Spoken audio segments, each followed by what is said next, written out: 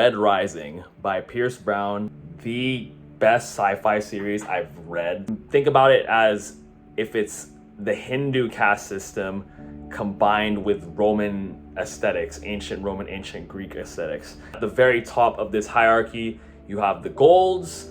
They are the warrior aristocratic elite. Imagine if the Halo Spartans, like Master Chief, were genetically engineered and the Spartans rebelled against the UNSC and they end up remaking all of human civilization into a society controlled by a warrior aristocracy.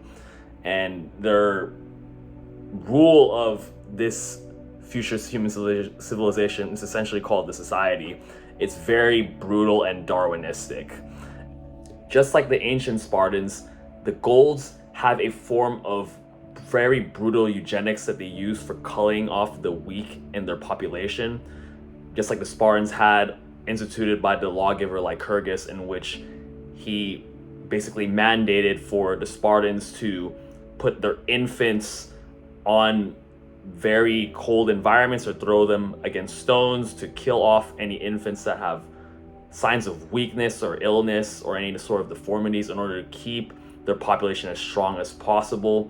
And that was ancient eugenics.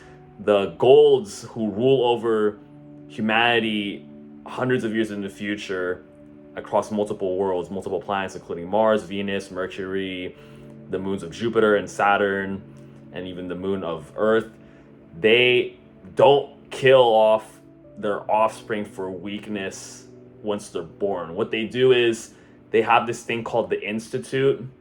Essentially, it is where the golds from all these different noble families, they basically have a future version of Game of Thrones, where the noble houses rule different lands and continents on these different planets and moons.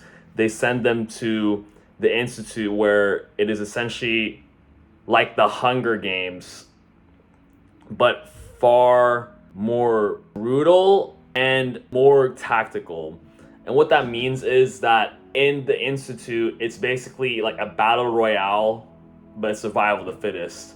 But you don't have to kill every single person in this fight for survival. The combatants are the sons and daughters of the various noble gold rulers. So essentially they're all like super soldiers. So imagine like the Spartans from Halo, they're all teenagers, and they are put into this wilderness environment, and they have to fight against each other, not on a one-on-one basis, like the only one will triumph. They are essentially divided into different groups of houses, which are corresponding to various Greek or Roman gods, such as House Mars, House Minerva, House Pluto, and they're essentially divided into different teams, and then they have to fight each other for supremacy. In order to win in the Institute, you don't have to kill everyone. All you have to do to win is for your house, your team, to get every other house to surrender to you. So that could include doing anything it takes to cause the other team to admit defeat, including even slavery, which means that if you capture other team members, you can force them to start building your own fort in the wilderness, or being your servants doing the menial tasks that no one else wants to do. Essentially, what its purpose is to develop all these teenage golds, teenage Halo Spartans, to be trained in the mindset of conquerors and warriors, because they rule over a caste system, and if they are meant to be at the top of this very brutal hierarchy, they have to be the strongest. They have to be the best at everything, including not only in terms of their intellectual prowess or genius, but also in terms of their physiques and their will to dominate others and to be ruthless and cunning. And that's essentially what's the purpose of the Institute is to develop, because this whole society is based off the ancient Greeks and the Romans, who were very warlike, conquering peoples. And the prize of winning in the Institute is that those who triumph they become what's called the peerless scarred.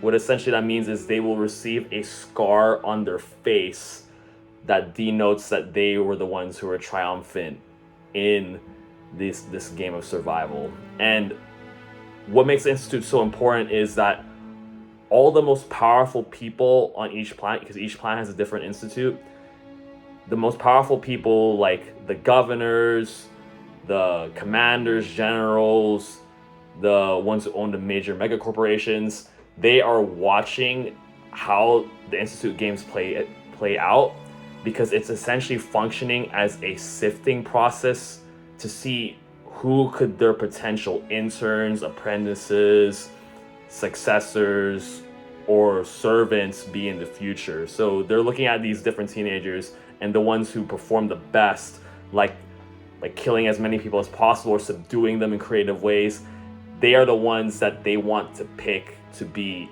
their apprentices.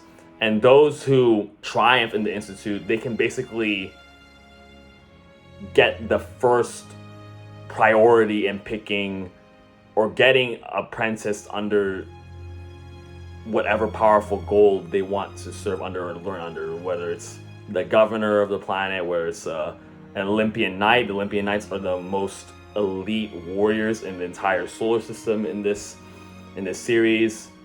Now the golds rule at the top of this pyramid in the hierarchy. They're at the very top of the pyramid, but at the very bottom of the caste system are populated by what's called the Reds. The Reds are essentially all the manual labor workers in the society of the far future. They basically work as the miners, the farmers, janitors, doing all the manual labor, blue collar jobs that no one else wants to do, that the golds at the top of the pyramid would never stoop down to their level to do. So paralleling ancient history, if the golds in this society function as the Spartans, as the warrior elite who rule over everyone else, the Reds at the bottom of this pyramid caste society, they would be the equivalent to the Helots, who were the slaves of the Spartans. And the Spartans basically treated them in very horrific ways, dehumanized them. They even went out and hunted the Helots for sport in ancient Greece in order to terrorize and cull down the slave population in order for them to not revolt. But in Red Rising, one Red, one Helot does end up revolting. The main character, Darrow. And essentially, the whole premise of the story is Darrow somehow goes from becoming a Red, a Helot from the bottom of society, of the caste system, to becoming a Gold. And you are following his journey and rise to power from the Institute.